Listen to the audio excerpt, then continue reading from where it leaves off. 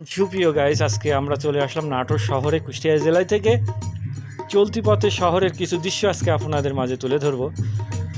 সকাল থেকে কুষ্টিয়া জেলাতে চূড়ান্ত আকারে বৃষ্টি হয়ে গেল।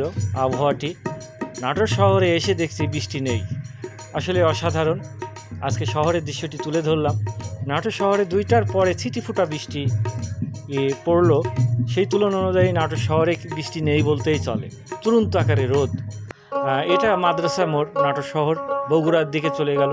এটা বিভিন্ন ধরনের যাতায়াত করেও এখানে সুযোগ সুবিধা, সব ধরনের গাড়িগুলো পাওয়া যায়।